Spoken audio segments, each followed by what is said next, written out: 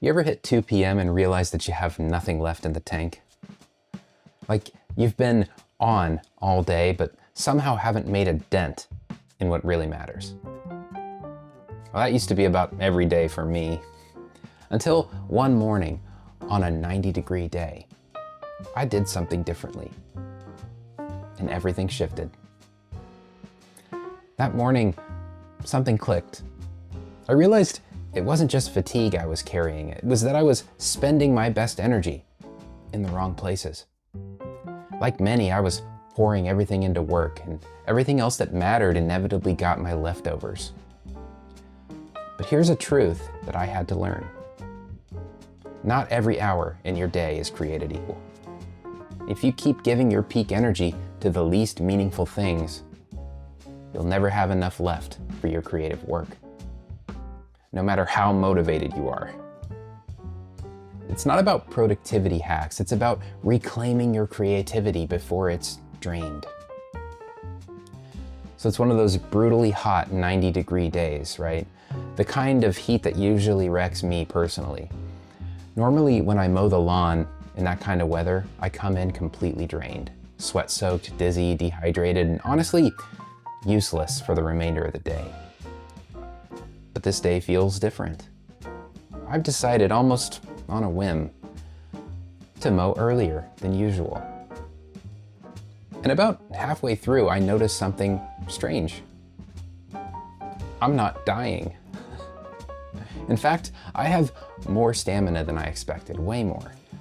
I'm not taking as many breaks, I'm not dragging along, I feel clear and focused, even serene. And that's when it hits me. It's not the heat that drains me, it's the timing. Because usually I mow at the end of the day, after work, after meetings, after everything else that's already pulled from my energy pool. But this time, I did it before all that, when my tank was still full. What I realized out there in the heat is this. We start each day with a full glass, a fresh tank of creative energy.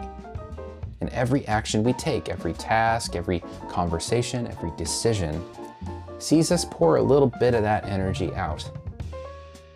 But here's the thing, we don't pour it out evenly. Some things take a little sip, others take a gallon. And we rarely think about what we're giving that energy to. That's where most people get stuck, actually. First, we procrastinate on the hardest, most meaningful things. We tell ourselves we'll get to them later. But by the time we do, that glass is already half empty. We don't have the clarity, the stamina, or creativity we would have had earlier. Second, we overestimate our capacity. We act like we can give the same energy at 5 p.m. that we can give at 9 a.m. But it doesn't work that way. You can't refill the glass midday. Once it's poured out, it is gone. And that's the real shift. I started calling this idea the hourglass method. Not because of the sand metaphor that we all might recognize, but because every hour of the day is shaped by the glass of creative energy that you're pouring from. It's not about squeezing more into your day, it's about protecting your best energy and pouring it into what matters most before it's gone. So here's your move for tomorrow morning. Before the day gets away from you, take 5 minutes and ask yourself, if I only had energy for one thing today, what would I want it to go towards?